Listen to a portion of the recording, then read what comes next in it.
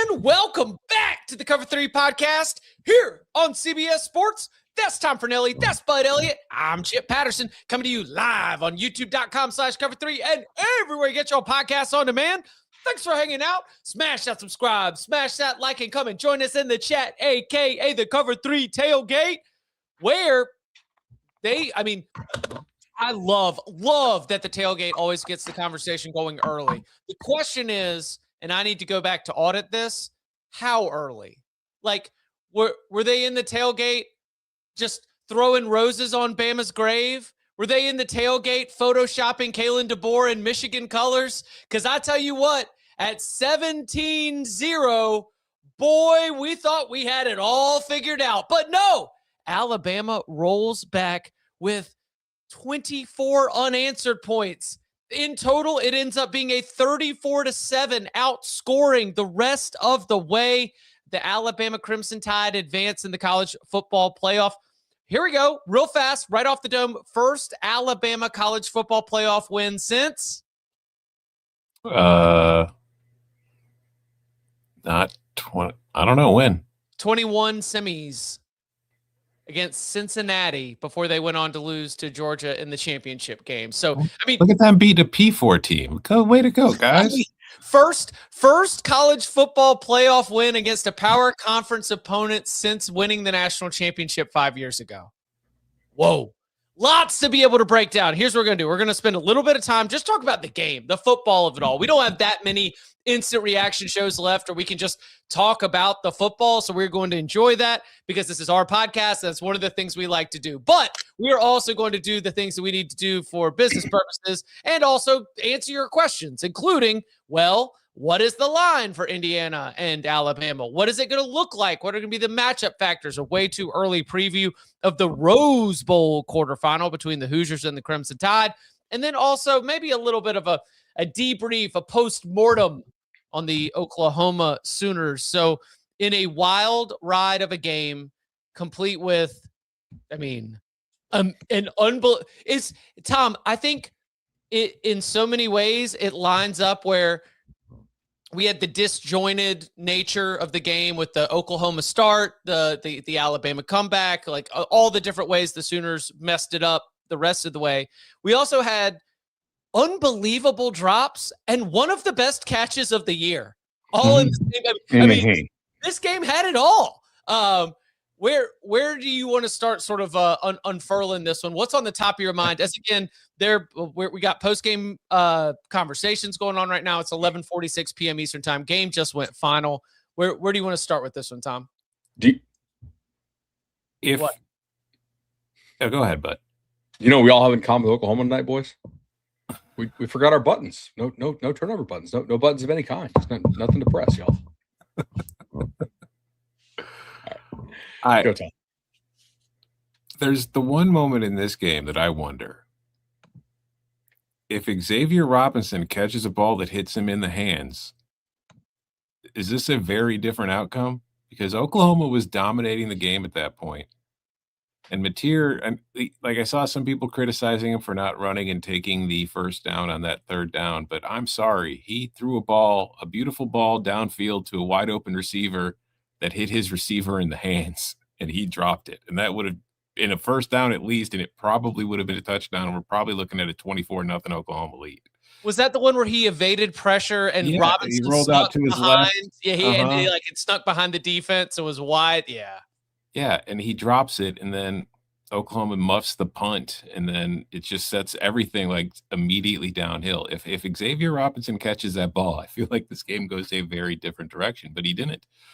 And I think you have to give Alabama a whole hell of a lot of credit because a lot of teams getting down 17-0 on the road in a playoff game against that defense, particularly with how poorly they were playing in the first part of that game, might just pack it up.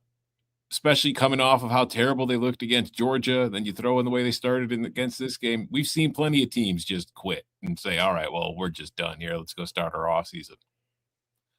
They took advantage of some mistakes. They put points on the board. They worked their way back into the game. And, Ty Simpson in the second half looked like a completely different player. And I joked on Twitter because there was the one play where he overthrew somebody by a good 5-6 feet. And I says, well, at least Ty Simpson was poised in the pocket before firing 20 yards over his target's head there.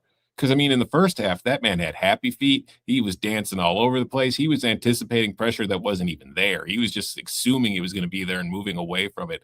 And he looked awful. But he finally got himself calmed down in the second half and started to resemble the guy we saw earlier this season, who was playing very well.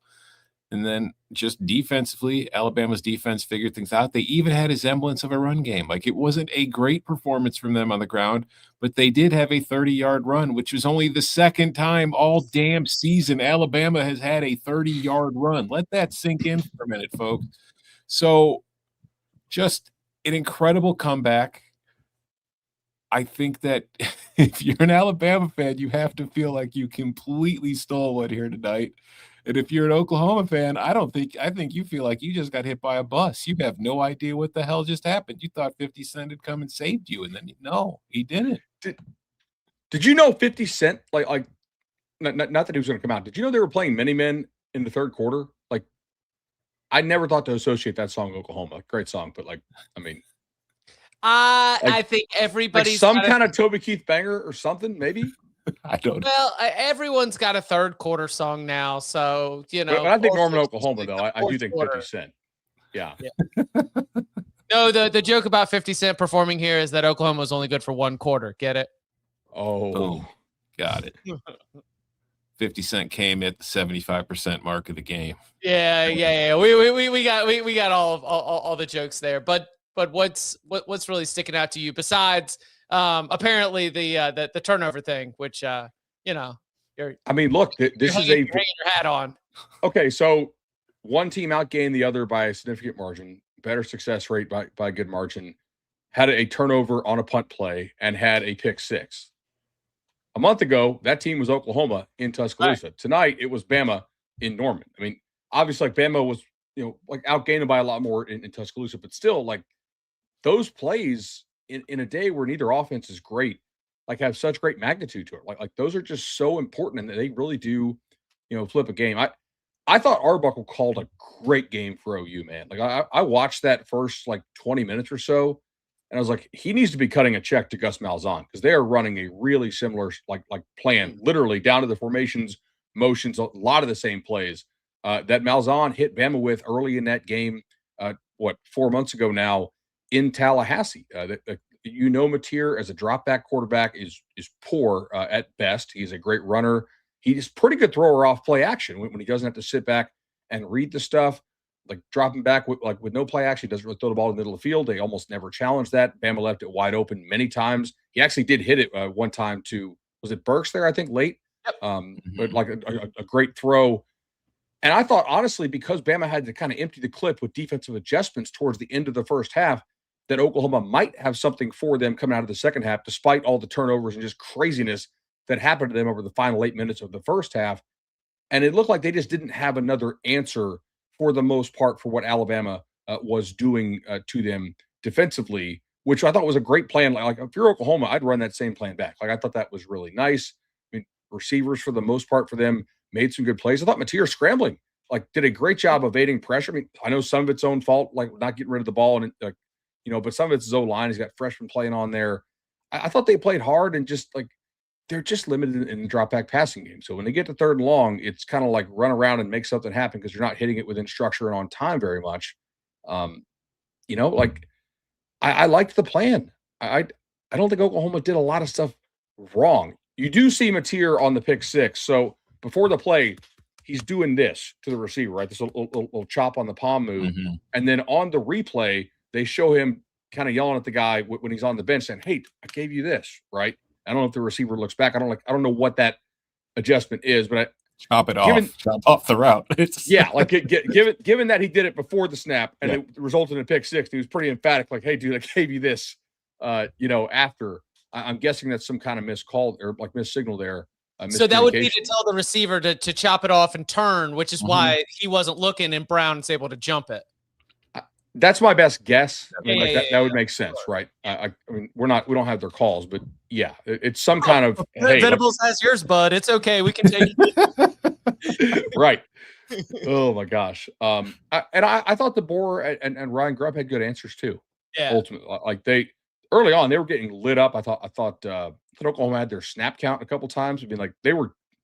It wasn't offsides. They just did a great job anticipating the count, right? And Bama did a good job. I thought of varying that over maybe the final 40 minutes of the ball game, and moved the ball some. Like that was quality. Like it was an exciting game. I don't know if it was a super well played game, but it was fun. Very fun. I agree with that. Not super well played. Very fun game. Enjoyed watching it. Like solid college football game. I thought that Alabama from the vibes department lacked juice. Just didn't have a lot of like pop. And do you know who brought it and might have like single-handedly like brought those intangibles? Lottie Brooks. Yeah. Oh my God. Like throwing his body on the line, big plays left and right. And it was all after he got ragdolled on that return. You know, I mean, this is the freshman just, it's like, yeah, maybe you should fair catch that one next time. But then he just continues to just spin out of broken tackles, come up with big plays, finishes as the team's leader with 5 catches for 79 yards and 2 touchdowns. Obviously, the second touchdown was huge, but I thought the first one and just sort of his play along the way was, I mean, just a little bit of a wake-up call. And then all of a sudden, Tim Keenan, who's one of your team leaders, kind of the heartbeat of that defense, he's the one that falls on the muffed punt.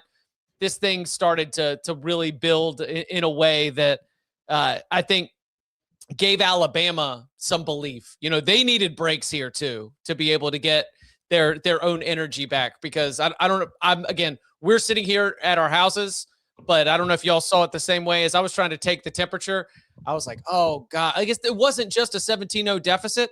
Alabama just didn't look like they looked like the same dead team that we had seen for the last 4 games. So, against FBS opponents, obviously, but shout out to Lottie Brooks, one of my game balls, obviously going to him. He was huge in this game. I also thought Simpson was starting to take one-on-ones down the field in a way we have not seen him take in a couple weeks. Like some of those guys aren't really like open. He's just like Jeremy.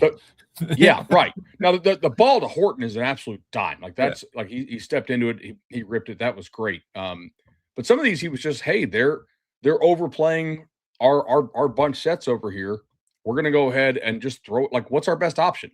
Okay, like their corners are good, but they're not like first rounders. We have pretty good receivers. Like shoot, Jeremy, your only hope. Go get it. And he did. It was, Tom's exactly right. Justin Jefferson was one we were, there were a couple of players that we knew LT Overton was going to miss. There were a couple of players that we were at least curious about. Jam Miller played in this game. Didn't think it was a great game for Jam Miller.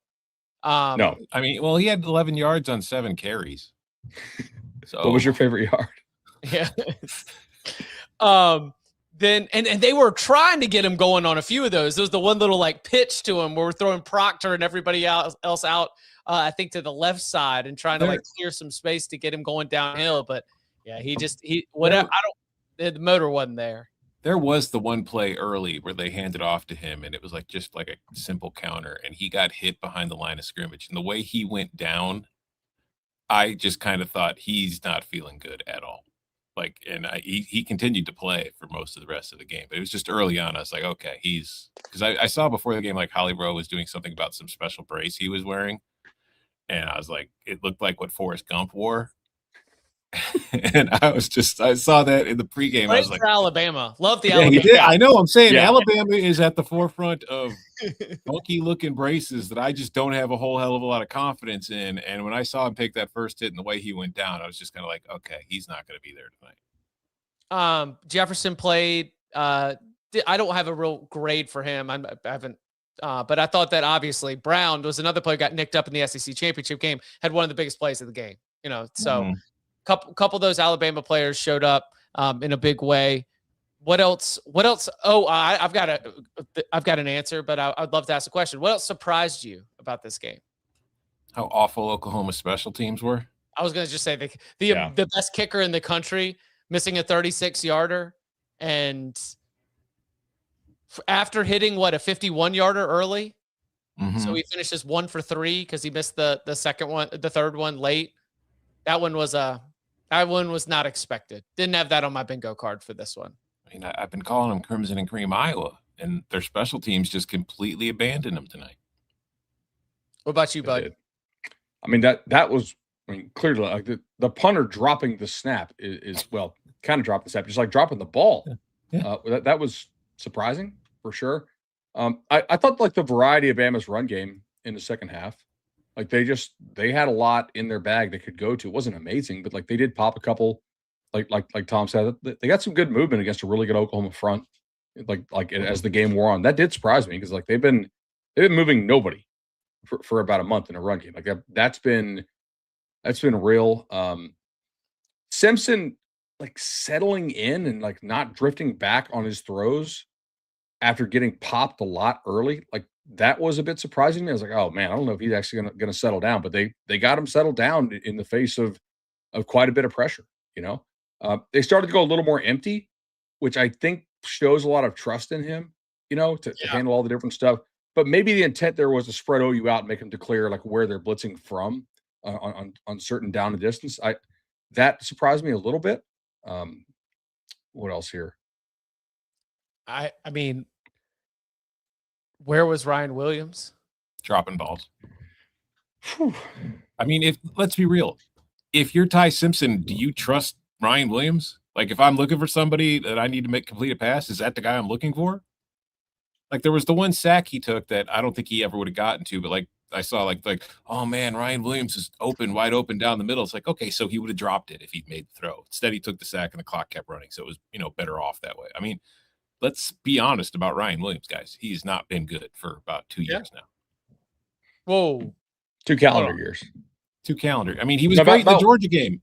He's had 100-yard games. It was like the first 6 games. I see what you're saying. Like going all the way back to about middle of last season. I agree. Okay. I had on my notepad Ryan Williams, one of the biggest disappointments of the season, based on our expectations coming into the year to what has been delivered. But when you've got Lottie Brooks stepping up, when you've got Jeremy Bernard making pro throw catches out there, when you've got I thought Isaiah Horton, had a pretty good game. So they've got 4 better options in the passing game. Shout out to Jamarcus Shepard. We did not do an emergency podcast for Jamarcus Shepard, but he was the wide receiver coach who's helped, get a lot of these guys up. He's the new head coach at Oregon State. So yeah, he's done good work there. Also, here's another one off the top. You mentioned only the second, was it 20+ yard run of the season? 30+. 30+. First since week 2. Do you remember who they played in week 2? It was the week after Florida State, so I'm guessing it was a cupcakey kind of game, right? It was. Yeah. It was a 73-0 win against ULM. There we go. Yeah. Okay. So here are the list of the 30+ yard runs for the Alabama Crimson Tide so far this season. In a 73-0 win against ULM, and on the road in the college football playoff against Brent Venables' Oklahoma defense. Sure. Why not? Before we start to spin this ahead for both of these teams, what else is on the notepad from the game in terms of what we saw? If you had just gone blind resume and you told me that Oklahoma outgained Bama by 100 yards and Bama went 2 of 12 on third down, if we had to guess how Bama won, this is basically how it had to play out, right? Yeah. Like just the magnitude, but also like the early scoring. Teams weren't driving it that well. They kind of Bama's punter was awful early. Yeah. Oklahoma had the ball like what at the minus 41, 42, 2 or 3 drives to start, and then Bama gets great field position. Second half, like they kind of moved it a little bit better, even though it was like lower scoring, just because the field position wasn't quite as egregious. Silver lining or consolation prize, I was happy for Deion Burks. I mean, I know he had the good game against Michigan earlier this year, but I feel like that was his best game since coming to Oklahoma. That was a guy who 2 years ago was really good at Purdue, transferred to Oklahoma. We talked about him last year, how he was going to be a big deal for them, and he was banged up. He missed a ton of time, just never really got into the flow there. He had a good season, but he wasn't really the guy I was expecting him to be. And tonight he looked like the guy I was kind of expecting that he would be for the Sooners. So doesn't mean my buddy who's in coaching is like, do you run it back with Arbuckle? Or sorry, sorry, my buddy who's in college coach is like, do you run it back with Mateer? Ooh, hold that. Okay. Okay, yeah, I think that's a Because bigger. I'll read you what he texted. I was like, yeah. There is a lot of from this game, like remember what we were, right? And I don't think an Oklahoma fan necessarily wants to hear this, but Alabama did not have a first down in this game until the 9:28 mark of the second quarter. You had 20 minutes of football where Alabama did not move the sticks. I mean, and to your point, another thing, like I didn't make any declarative statements, so I couldn't get freezing cold take tier. But as I was just sort of like building my notes from the game, I said, like Ben Arbuckle had a great first couple drives. I don't think they have a good running game, but there were a couple of times where I was like, man, there's a lot of space there. Like it was a good job of versatility, staying balanced. I mean, you could take those first 18 minutes. That's Oklahoma might be a team that can win a couple games in this. Instead, they are going home, and that because they were imperfect, because they were flawed. When the game flipped, they didn't have a response. Yeah. So I don't have a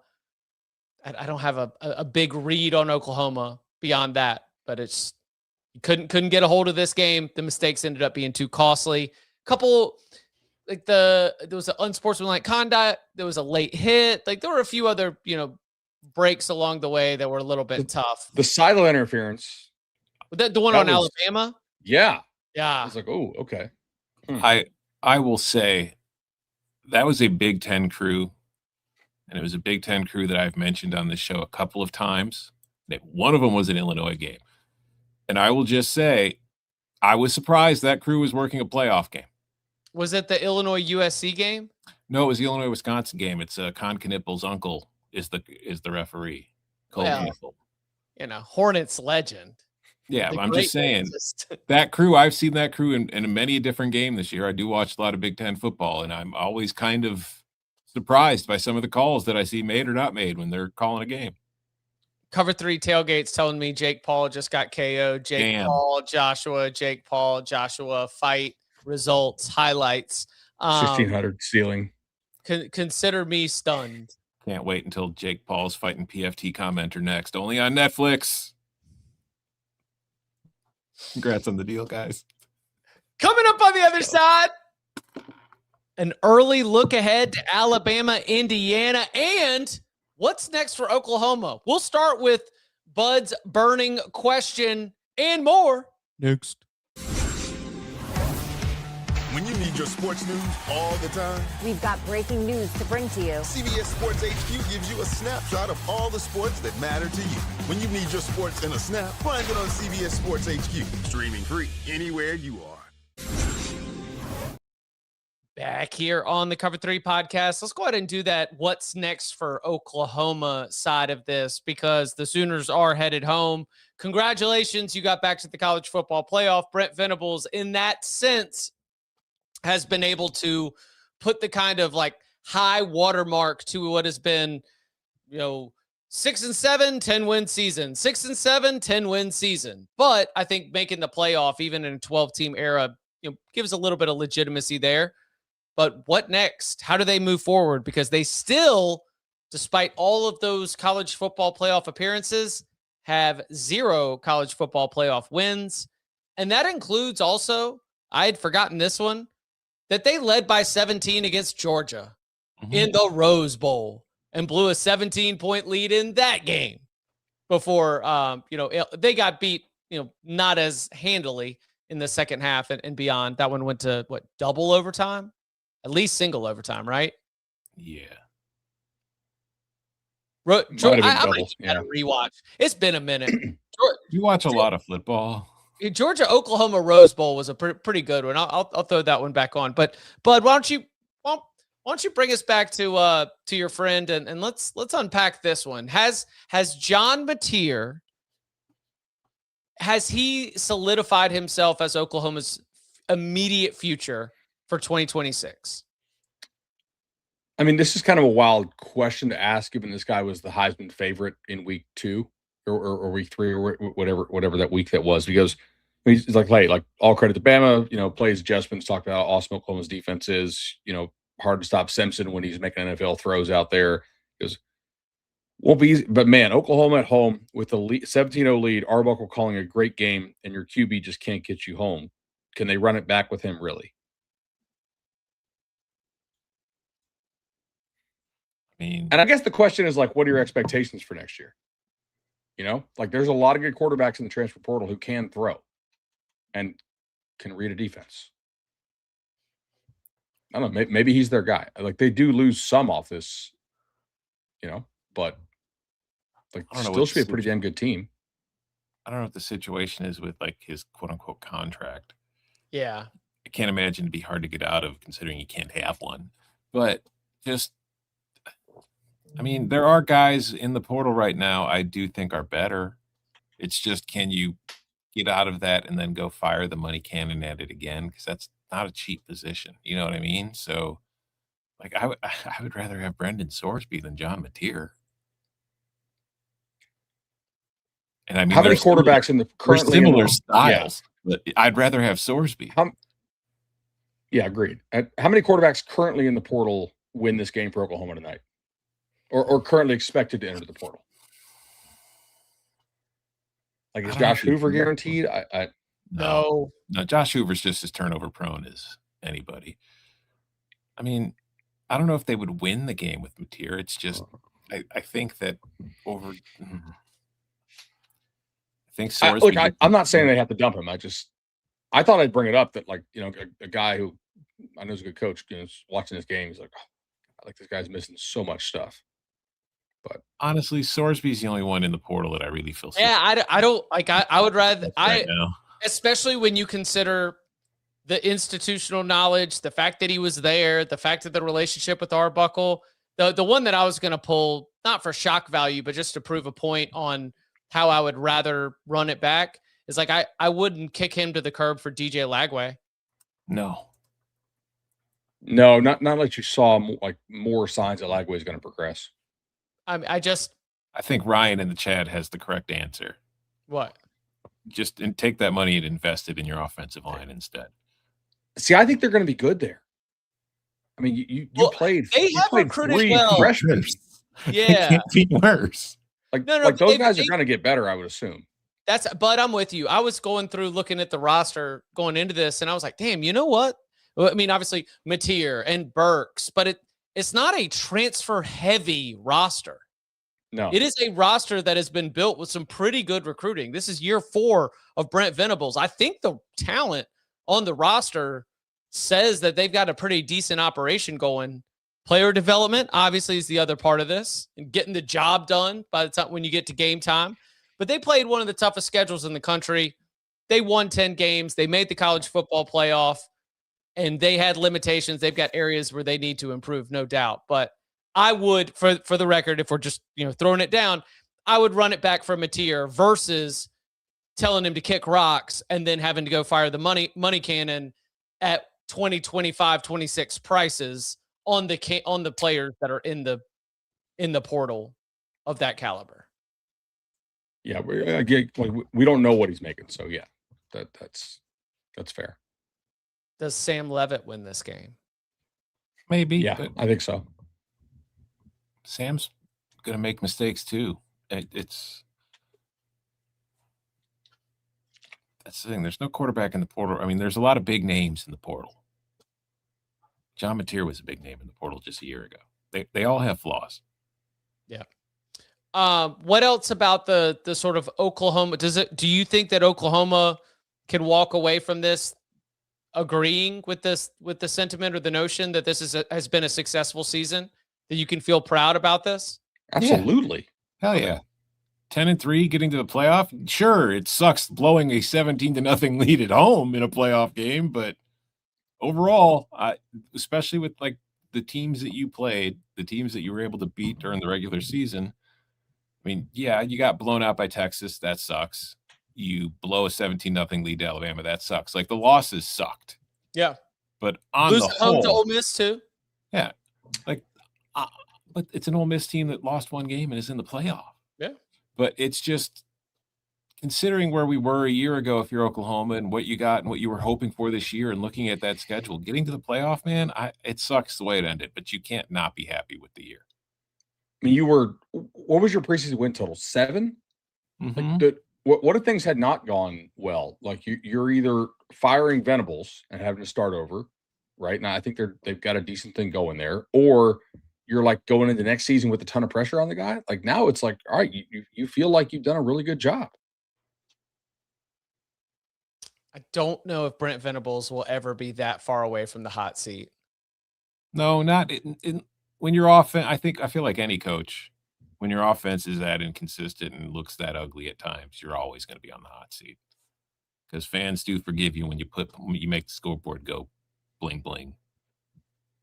I didn't. The coach I was thinking of does not match that description, but tell me if you agree with this. I was going to put him in a Gus Malzahn trajectory.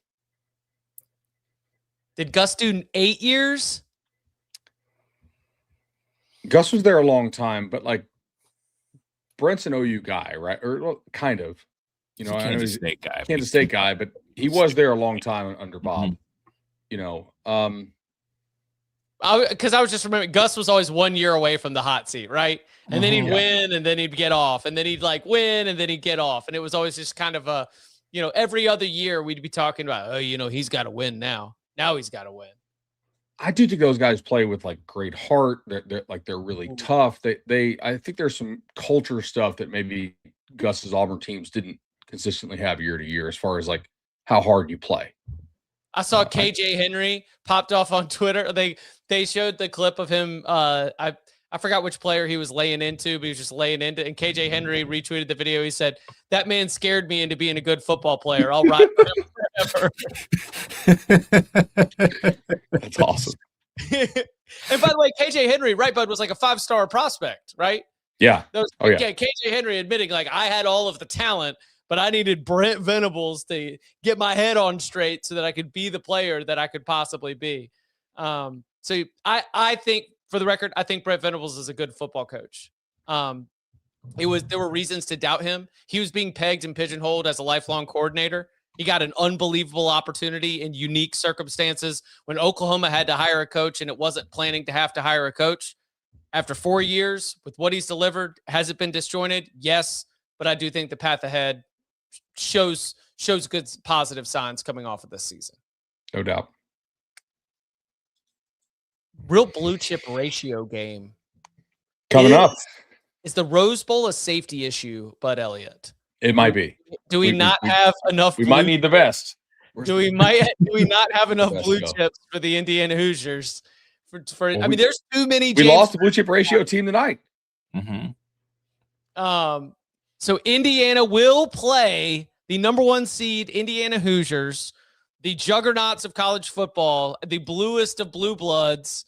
Indiana Hoosiers will play the upstart plucky underdogs from the 8-9 game, the Alabama Crimson Tide, in the Rose Bowl on January 1st. What does Alabama need to do? And now I'm going to be serious. Alabama did not play a perfect game, as we've detailed extensively. What does Alabama have to do to be able to bring the fight to the Hoosiers in the Rose Bowl? Better block. We saw Got to block well. Yeah, we saw early tonight they were struggling to block Oklahoma. They figured that out. Keep that going. Ty Simpson needs to, or at least he needs to be helped figure. The one thing that Indiana does that is very, very effective defensively is they can do everything, and they do everything. Like, they get into different formations, they bring blitzes from different spots, and they hide everything very, very well before the snap. And a lot of teams have trouble figuring it out. And you've got the extra time to figure it out. So you're going to be able to watch a lot of tape. So you're going to have to figure out your blocking schemes and get everything lined up front. And Ty Simpson's going to have to be much more poised in the pocket. We need to see the second half Ty Simpson. And we also need to see the guy who trusts his receivers, because I love D'Angelo Ponce. D'Angelo Ponce is a very good player. D'Angelo Ponce is 5'9". So if you see him in man-on-man downfield, you're going to have to trust your guy to go up and get it over him like we saw tonight. So do that on offense. And then on defense, tackle a lot better than you tackled tonight. 100%. Indiana's a lot less sloppy than Oklahoma is. Like they won't give it to you. Like you have to go out and take it. Like OU gave them some of the game tonight. Right now, I think they will face less pass pressure, less line of scrimmage pressure on their O line in that game than they did from Oklahoma. I think Oklahoma's front is better than Indiana's front. And the Stephen Daly injury. Yeah, that It hurts. hurts. Yep. Yeah, because they already had. Oh shoot! Now I'm blanking on the name because it was like 10 weeks ago when the guy went down. But like they already had. Like Daly was supposed to be their number 3 rusher, and then the other guy went down. Hey, So Daly from was Kent State. He's part of like the band of misfits. right. Well, Wyatt is the other guy who went down. Excuse me. Yes. So like no Wyatt, no Daly. I think if you're Bama, you're like, I'm not sweating that. I'm sweating how well Indiana disguises coverages, how well they fit gaps. Like shoot, like you could pop a run in Oklahoma once in a while, right? Especially if OU wasn't loading up against it. Like nobody runs on Indiana at all this year. So and yeah, because I don't know if Bryant Haynes is going to be bringing that exotic stuff that'll leave open a lot of room if you get like the right call at the right time. They play you straight up. They don't screw up much. Yeah. Even when they're aggressive, they don't screw up. A little bit of time to see if you can get LT Overton back. So man, I mean, some of these young Bama players just continue to pop. I mean, it is not a surprise when Alabama has players that haven't been getting their name called and haven't been just jumping off the screen when you're watching it all season long. Like when it happens, you're like, oh yeah, well, of course, like that guy looks super athletic. He was a blue chip, he was a 4 or 5 star for a reason. But the young players on this team continue to show up in a big way. So even the absence of Overton, it just felt like they had a lot of players on that defense that stepped up. It's against Oklahoma's offense. It's going to be very different going up against Fernando Mendoza and that Indiana offense. But at the same time, I think that it was a good sign for Kane Womack's group too. It's a very incestuous matchup. Yeah. What'd you say? It's a very incestuous matchup. Because of we all know Sig was an assistant under Saban at Bama, but DeBoer was Indiana's offensive coordinator in 2019, as was Kane Womack, their defensive coordinator for 2019 and 2020. So, I mean, all of these coaches know their way around the buildings, although they'll be in Pasadena, so it doesn't really matter. It's also our 3rd Crimson team, right? Mm-hmm. We were Crimson and Crimson, and now we're Crimson and Crimson. Mm-hmm. So the line got bet out. Are we going to 7 here, guys? It was 6.5. I mean, minus 24. I bet you if that hits 7, that gets snapped up. I am very curious to see how Alabama plays then defensively, because a lot of the stuff you did against Oklahoma, like Mendoza's going to eat you alive if you do that. Like he does, he's going to hit open guys. He won't miss the throws. Right. Yeah. That's going to be curious. And I do think like Indiana's receivers are so well better too. than Oklahoma's too. Yeah, I think so too. Like Burks played really well tonight, but Satania is like so hit or miss. Yeah. Whereas Indiana's got they're not like first round NFL wide receiver draft picks, but they're going to be NFL wide receiver draft picks. Well, yeah, I mean, it's the one we don't need to scheme it open. Because of our trust in the quarterback and because of the size and the skill of our wide receivers, we can do the one-on-one stuff to be able to take advantage of whenever you get that opportunity. So, who's the best passing quarterback that they've seen this year at Bama? Best passing quarterback that the Alabama Crimson Tide have seen. Because like they just Gunnar Stockton. Yeah. Joey Jaguar. I don't know. Let's see here. Let's go through Diego Pavia. It might be Pavia. Tommy Castellanos. Lenora Sellers. I don't know. Yeah, I don't know. I mean, it ain't Mizzou. They haven't faced a guy as good as Mendoza. Yeah. Like they haven't faced like a legitimate, top 100 pick passing type quarterback. So that's going to be a new challenge. Alabama fans, this was a solid night. You did not lose the anxiety bowl. Neither one of these teams thought they were going to win it all. But neither one of these teams want to be the first one out. Alabama gets to keep it going. Alabama gets to go to the Rose Bowl. But, man, I don't think you can get away with the kind of stuff you got away with tonight against the Indiana Hoosiers. I could be wrong. Maybe I am biased and blurred by my adoration for Kurt Cignetti and the Hoosiers. But I don't know. This is a good one. But, I think that this is going to be about where Alabama's playoff run stops. I do not find myself predicting the Crimson Tide to go to Pasadena and pull off an upset. Motivation. Locker room material right there. Bulletin board. Clip it. Is that an Indiana jumpsuit you're wearing right now, Chip? I thought that this would be, first of all, I've found this to be a little bit nice for the seasonal holiday time, and then also matched both of our teams. Didn't matter who won. I was going to have something of the looking dark, like the Lost Tenenbaum, brother. The deep red crimson variety, So does this last piece here, and this is Alabama related, does this put to bed Kanell DeBoer to Michigan? Oh my gosh! Did you say Kanell DeBoer to Michigan? No, I still think he's going. Michigan coaching search. Michigan coaching rumors. Michigan coaching search. Kenny Dillingham, Kanell DeBoer.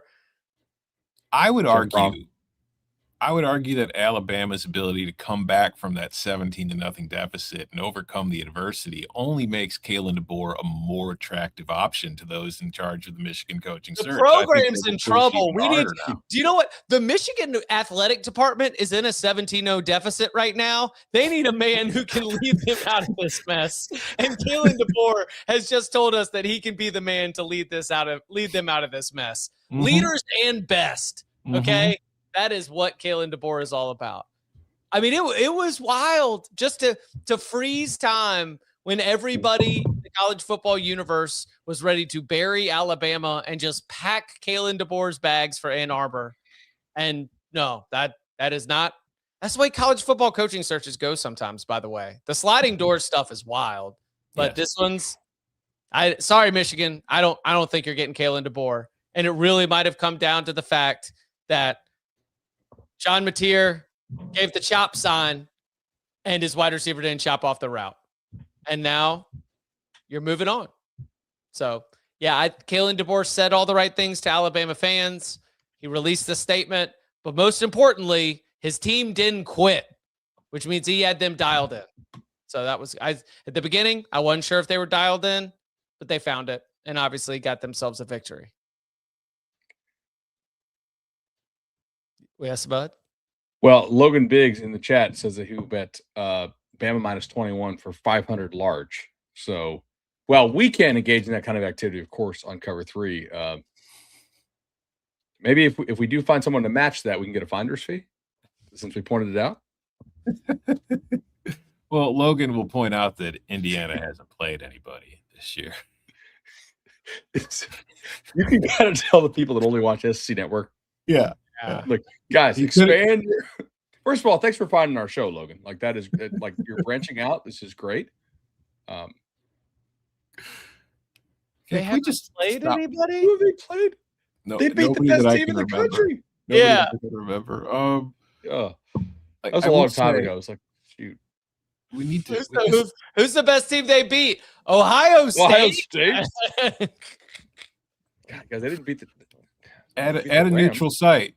Neutral site, so it doesn't count. So we have to go to them beating Oregon on the road. On the road. Other than that. But can we just talk about how we're talking about a playoff game, a college football playoff game in which the Indiana Hoosiers are a touchdown favorite against the Alabama Crimson Tide. Yeah. What the hell happened?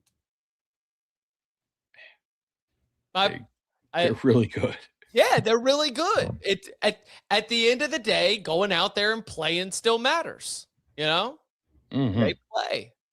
So it'll be a lot of fun. Again, that is January 1st, kickoff around 4 p.m. Eastern time. But here on, as we're in the early hours of December 20th, we'll have plenty more in terms of breakdowns, coverage, picks, and more of that as we await the rest of the quarterfinals, which will be set with the matchups and the results of the first round on Saturday.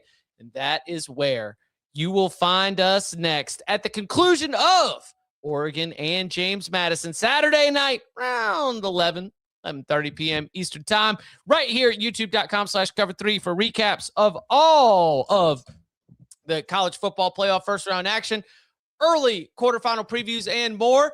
And you can follow him on Twitter at Tom Fornelli. You can follow him at Bud Elliott 3. You can follow me at Chip _Patterson. Gentlemen, thank you very much. Thank you. See y'all.